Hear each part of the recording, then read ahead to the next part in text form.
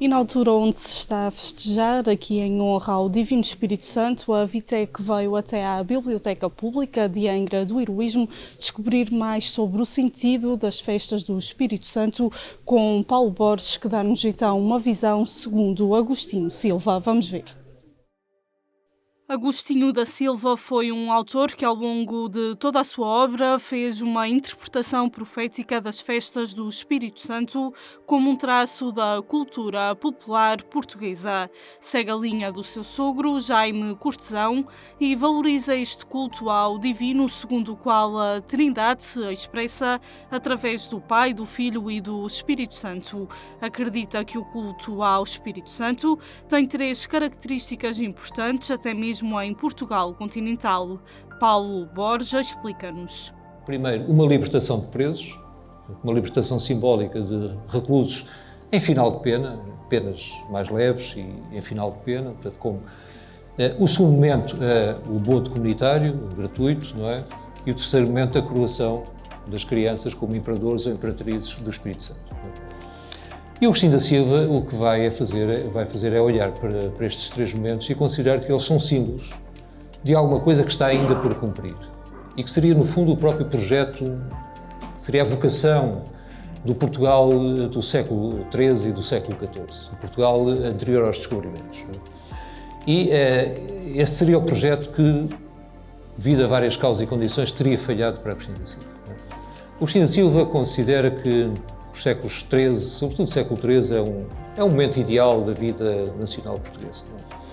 É um momento em que ele diz que ainda existe uma democracia municipalista, uma democracia baseada nos municípios, portanto, uma democracia descentrada, em que o rei existe, obviamente, mas é um coordenador dos municípios e convoca as cortes, portanto, é uma monarquia democrática e municipalista. Portanto, depois surgiu o centralismo monárquico cada vez mais exacerbado, não é? O que teria sido para Agostinho da Silva uma perda. Não é? Depois haveria também ali, no século XIII em Portugal, uma economia ainda comunitária, não é? Anterior ao surgimento e ao desenvolvimento da economia capitalista. Não é? Aliás, a economia comunitária muito patente para Agostinho da Silva nas celebrações do Espírito Santo, não é? Nomeadamente o bodo comunitário, seria, no fundo, a consagração da importância dos valores comunitários na nossa vida. E depois teríamos então a coroação das crianças, não é? Que para Agostinho da Silva, já vamos ver o que é que simboliza, não é? Mas fundamentalmente essa celebração, não é? da possibilidade de, mesmo sendo adultos, nós podermos manter os valores da infância. Já lá vamos, não é? Bom, a par disso, o Agostinho da Silva considera que no século XIII e durante muito tempo em Portugal houve um espírito de,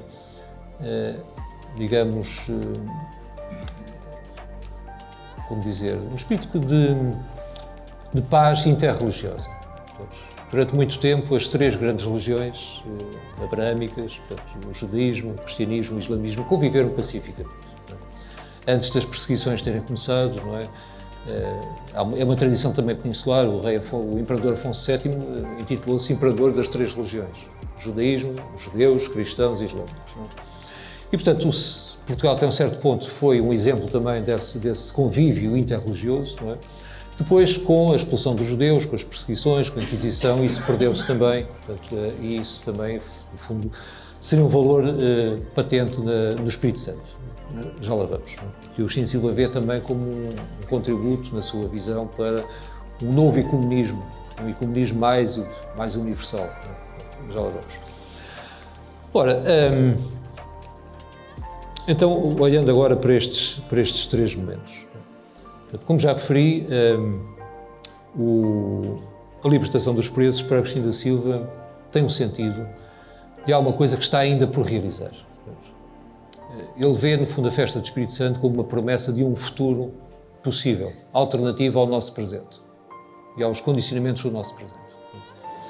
Aliás, aqui há uma coisa que eu tinha pensado dizer no início e não disse, mas o Agostinho da Silva considerava de facto que a interpretação do sentido profundo das festas do Espírito Santo era o que havia de mais importante a fazer em termos da cultura portuguesa. Ele exortava muito os jovens, portanto, eu na altura tive o privilégio de Eu conheci-o quando terminei a minha licenciatura em Filosofia e convivi com ele durante os últimos 12 anos da vida, ia muito à casa dele. E ele exortava muito aqueles que na altura eram jovens, hoje já não sou jovem, mas na altura era jovem, não é? A dedicarmos a estudar o simbolismo das festas. Ele dizia que um dos problemas dos intelectuais em Portugal era desprezarem muito a cultura popular. E estarem muito interessados em saber tudo o que se produz no estrangeiro, cultura erudita, etc., mas desprezarem muito a cultura popular. O Agostinho da Silva, pelo contrário, sendo obviamente um erudito, um fundador de muitas universidades no Brasil, alguém que, enfim, sempre teve as maiores classificações académicas, mas era alguém que prestava muita atenção à cultura popular. Então, para ele, uma festa que surge assim tão espontaneamente e que se desenvolve tão rapidamente, não é? Em Portugal e fora de Portugal, nas colónias, etc., só poderia ser uma expressão de uma essência profunda, de uma essência e de uma aspiração profunda da cultura popular portuguesa. Portanto, no fundo, para ele é uma espécie de revelação do espírito português. Não é? E ele considera que essa revelação é uma promessa também de futuro. Não é? Portanto, há ali uma potencialidade ainda por explorar.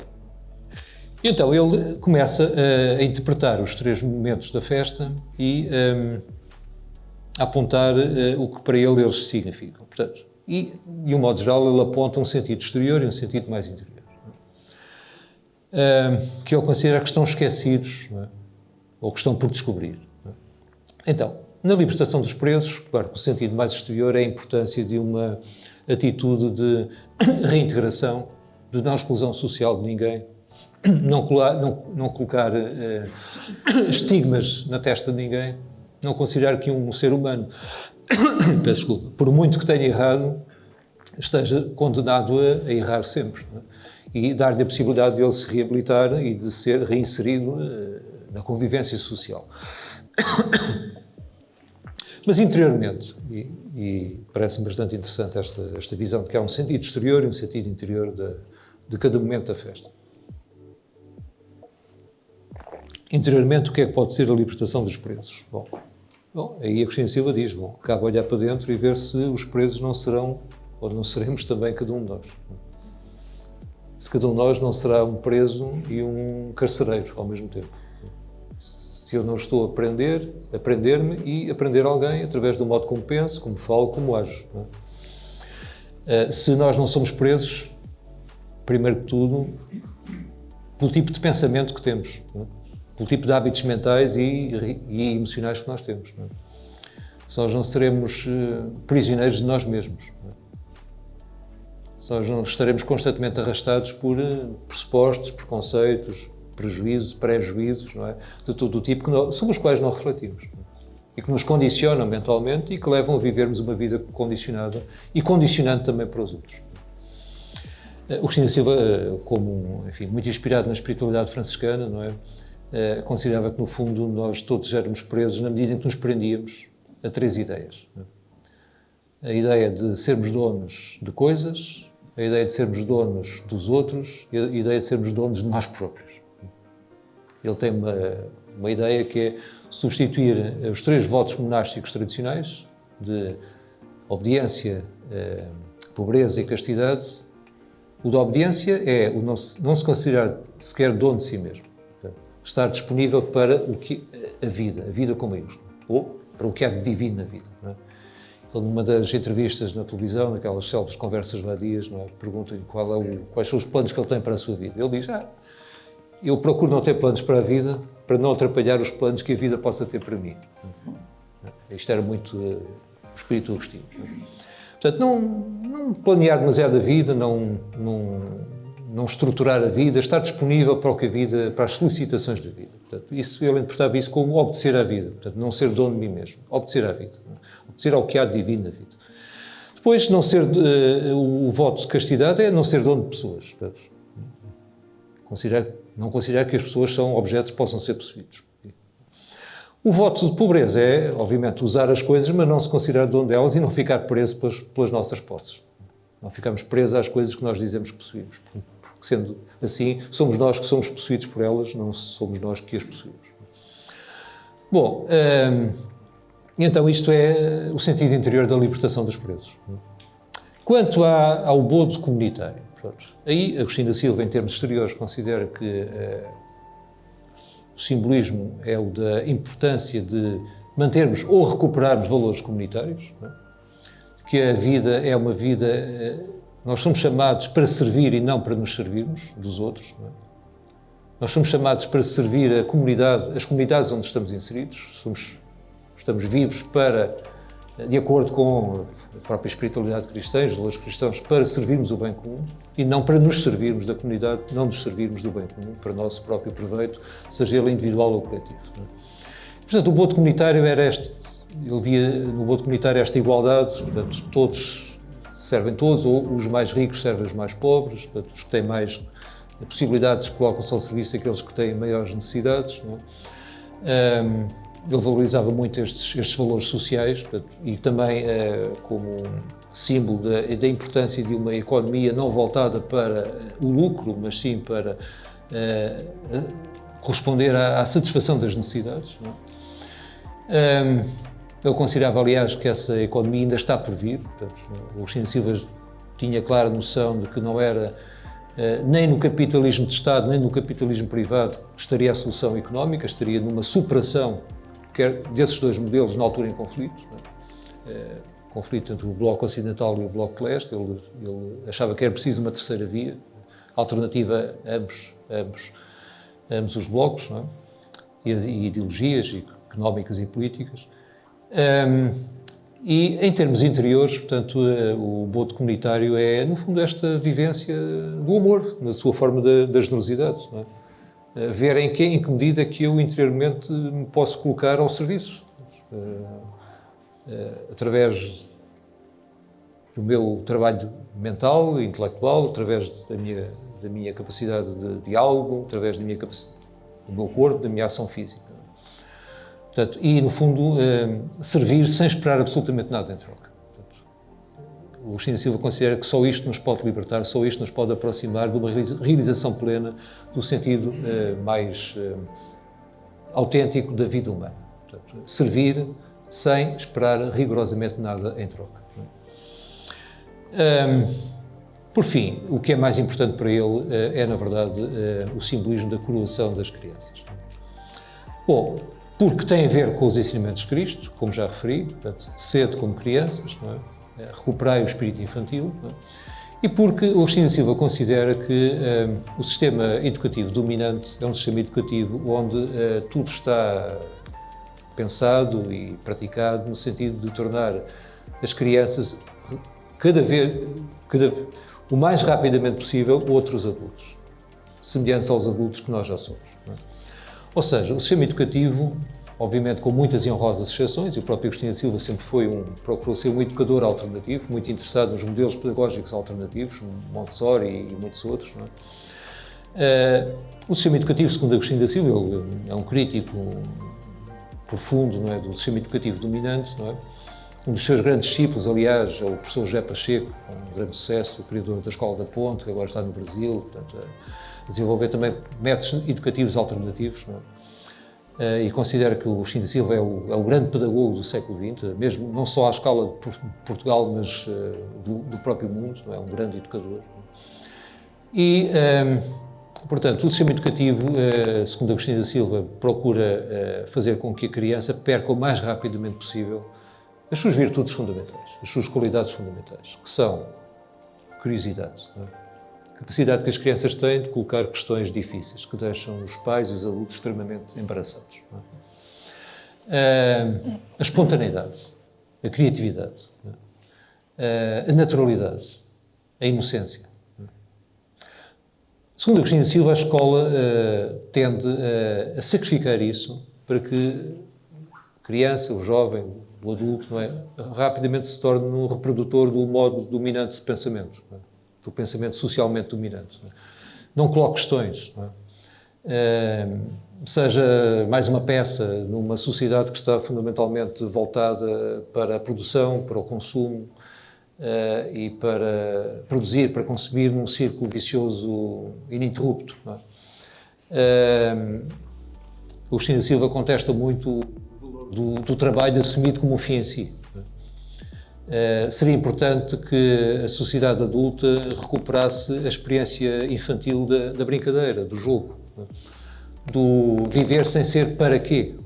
Aquela felicidade natural que todos nós temos, não é? E tivemos em crianças e ainda temos, somos capazes de manter esse espírito infantil vivo, não é? Que é de fazer coisas como um fim em si, não como um meio para, não como uma estratégia para ver o que é que eu vou obter com isto. Não é? Esse pensamento instrumental que preside muito às nossas vidas é aquilo que não existe quando nós somos crianças. Não é? A criança, quando está a brincar, não está a brincar para. Não é? E por isso, muitas vezes, as experiências mais felizes que nós tivemos e que temos na vida são as experiências da infância. E as memórias mais gratas que temos são as memórias da experiência que tivemos quando éramos crianças. E quando brincávamos livremente, sem porquê nem para quê. Quando vivíamos uma vida que, na leitura de Agostinho Silva, é uma vida mais próxima do sentido divino da vida. É a vida mais próxima daquilo a que Cristo e outros mestres da humanidade nos vêm exortar. Mas isso, a cultura dominante, a educação dominante, tende a fazer-nos perder, não é? Mas, ao mesmo tempo, nós perdemos isso, nós recalcamos isso em nós, mas, ao mesmo tempo, daí resulta uma grande insatisfação, um grande mal-estar. O Agostinho Silva constata que há um grande mal-estar na civilização. Não é? Eu creio que isto hoje é bastante atual, não é? Eu tenho-me ocupado um pouco dessas questões, mas, enfim, veja-se, não é, como, aqui uma à parte, para dialogar com as ideias do Agostinho Silva, como num momento a civilização europeia ocidental hoje globalizada, não é? Onde nós supostamente temos imensos recursos tecnocientíficos à nossa disposição, nós temos todo o acesso, um acesso muito mais facilitado ao conforto material, ao bem-estar, etc. Não é? Mas veja-se, ao mesmo tempo, o tremendo mal-estar interior que existe, isso constata-se pelo consumo crescente, exponencialmente crescente, de antidepressivos, por exemplo. Portugal, aliás, é um país que está no topo, em termos mundiais e europeus, dos primeiros países a consumir mais antidepressivos. É? Consomem-se quantidades brutais de antidepressivos em todo o mundo europeu ocidental e, infelizmente, muito particularmente em Portugal. É? E às vezes desde cedo. É? Crianças, jovens, etc. Portanto, é muito preocupante. É? Portanto, isto parece dizer que há qualquer coisa na nossa civilização que é disfuncional. É? Por um lado, temos imensos recursos, é? Acesso ao bem-estar exterior, por outro lado, temos um imenso mal-estar interior. Na visão de Agostinho da Silva, porque nós sacrificamos demasiado a criança que poderíamos ainda ser ao adulto em que nos tornamos. E isso ele chama literalmente a isso um infanticídio, do qual, mais ou menos, todos somos responsáveis. Não é? Bom, então, voltando às festas do Espírito Santo, por isso é que para ele, portanto, tem todo o interesse, não é? Simbólico, não é? E esse momento do rito em que uma criança é coroada imperador ou imperatriz do Espírito Santo.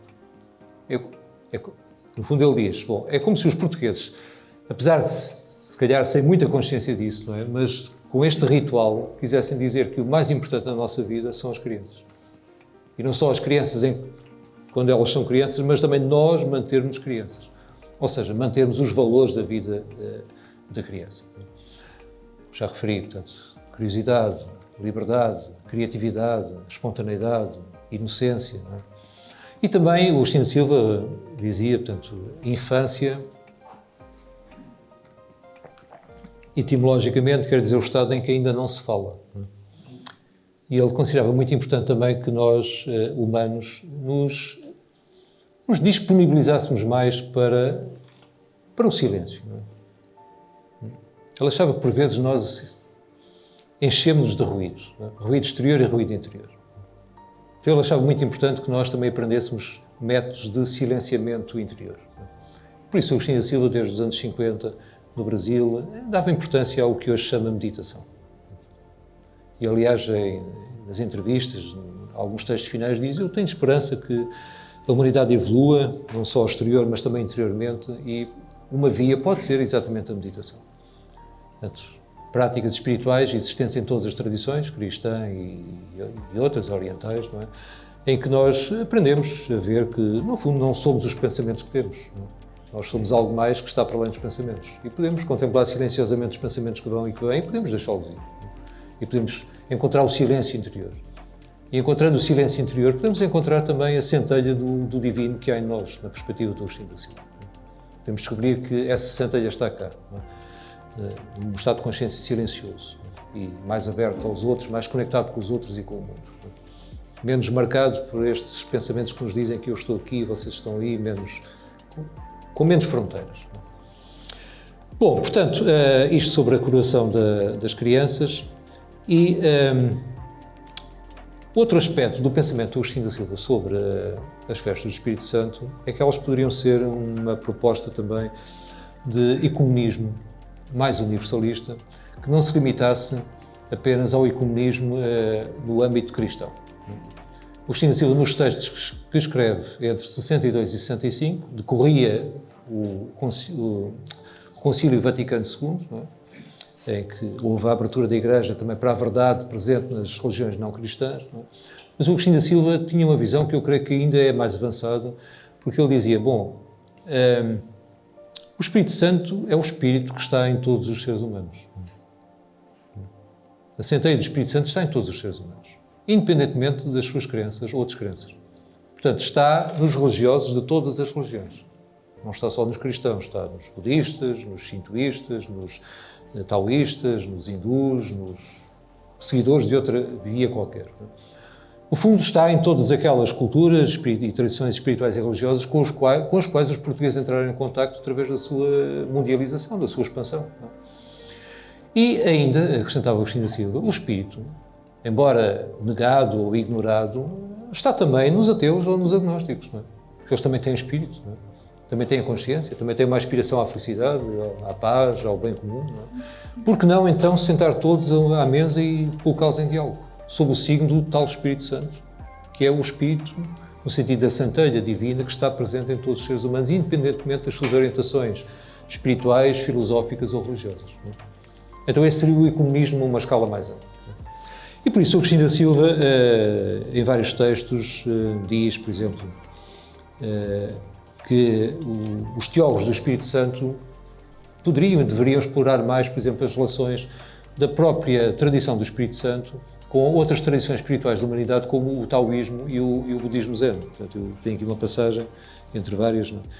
Ele escreve isto em 64. Pouco se fez quanto à teologia do Espírito Santo em si mesma e nas ligações que parecem existir com atitudes como as do Tao ou as do Zen.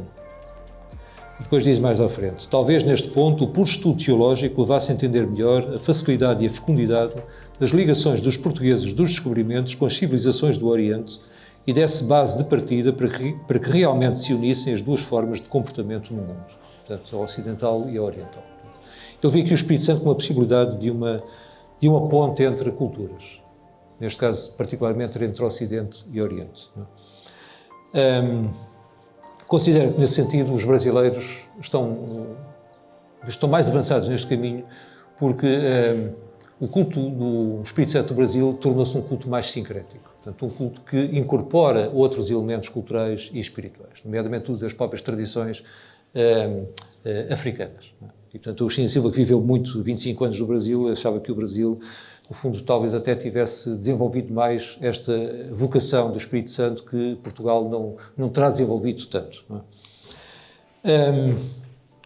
Mas, num texto mais tardio, de 71, ele diz: importa reconhecer a unidade essencial entre a teologia do Espírito Santo, que era do povo português, e o budismo japonês da linha Zen, que vai para além da lógica, do pensamento, etc. Não é?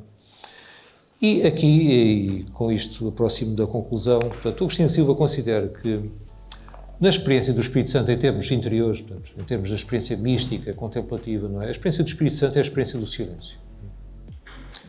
É a experiência daquela dimensão do divino que está para além de qualquer palavra. E aí o Agostinho Silva, de facto, é um pensador, neste caso heterodoxo, portanto, ele sempre se considera, portanto, ele considera-se cristão, há uma fase em que está muito dentro do cristianismo católico, não é? Mas depois creio que ele evolui para o ecumenismo paraclético, o ecumenismo do Espírito Santo, com uma ideia que é nova, é inovadora mesmo em relação às ideias do Joaquim de Flora do século XIII, que é a ideia de que o Espírito Santo é, no fundo, é o nome que nós damos ao que em Deus está para além de todo o nome. Portanto, para Agostinho da Silva, na sua teologia do Espírito Santo, o Espírito Santo está antes do Pai e do Filho. Quando Deus se revela como Pai e como Filho, já é um Deus que se revela para nós, à nossa medida. E nós pensamos Deus como Pai ou como Filho a partir das nossas categorias familiares. Não é? Nós projetamos a experiência de sermos pais e filhos na divindade. Não é? Mas, para Agostinho da Silva, o Espírito Santo está para além desse pensar Deus à nossa imagem e semelhança. Então ele corresponde ao que é mais divino em Deus, à essência de Deus. Não é? E corresponde ao que Agostinho da Silva mais preza no divino, que é a sua imprevisibilidade. Não é? Ele dá muita importância às palavras de São João, quando diz que o vento é como o Espírito é como o vento, só para onde quer. Não é? E ninguém sabe de onde vem, nem para onde vai. Portanto, é imprevisível, é imponderável. Não é? É como as línguas de fogo do Espírito Santo, que descem sobre os apóstolos e sobre aqueles que estão reunidos, não é? E que, de repente, estabelecem a comunicação universal. Todos falam línguas diferentes, mas todos escutam os outros na sua própria língua, como se houvesse ali uma tradução simultânea, direta. Não é? Isto, para Agostinho Silva, também é um símbolo, não é, de que está por vir uma era em que os humanos possam estabelecer uma comunicação mais direta uns com os outros, que não, com menos barreiras étnicas, culturais, linguísticas, religiosas, ideológicas, políticas, etc. Não é? Isto, no fundo, seria uma espécie de regresso ao paraíso. Este regresso ao paraíso teria ainda, na visão de Agostinho da Silva, um outro aspecto, que é o regresso também a uma relação de maior comunhão, de maior proximidade e de maior respeito com os nossos companheiros não humanos. Agostinho da Silva é um pensador ecologista avant la lettre, que, devido à sua fortíssima inspiração franciscana, portanto, considera que a liberdade que os humanos devem dar uns aos outros também devem estendê-la e devem dá-la aos animais, às plantas, à terra, etc. Portanto, o ser humano é chamado a ser não o dono e o explorador do mundo, mas o irmão e o servidor do mundo. Não só do mundo humano, mas também do mundo não humano. E considera ele que é assim que nós podemos regressar àquilo que foi perdido, que é o paraíso. Portanto, o paraíso para ele não é uma designação de um estado passado, mas é uma possibilidade de futuro. Aqui o Agostinho da Silva pensava que, eventualmente, dependendo da mudança interior da mente humana e dependendo também de boas vontades políticas, não é? O ideal seria que a civilização pudesse colocar os recursos tecnológicos ao serviço da emancipação espiritual da humanidade e da transformação espiritual da humanidade. Que se houvesse uma boa gestão dos recursos tecnológicos, talvez nós pudéssemos vir a trabalhar menos e estarmos mais disponíveis para a realização da nossa superior vocação, que, segundo ele, é de contemplar desinteressadamente o mundo, não é? Como as crianças o fazem,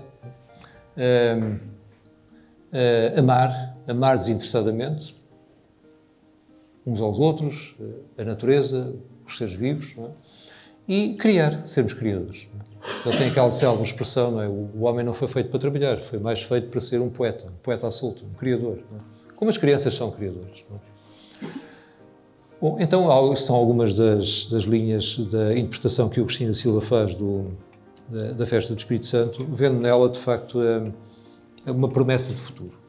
Mas alguma coisa que para ele teria que passar por uma tomada de consciência, por um repensar do sentido profundo destes momentos simbólicos. Não bastaria vivê-los ritualmente, sem pensar sobre o seu significado simbólico profundo, haveria que investigar e haveria que assumir, portanto, no fundo, este desafio existencial e espiritual que cada momento da festa nos traz. É um desafio que nos traz. E, fundamentalmente, é isto que eu gostaria de partilhar convosco. Muito obrigado pela vossa atenção.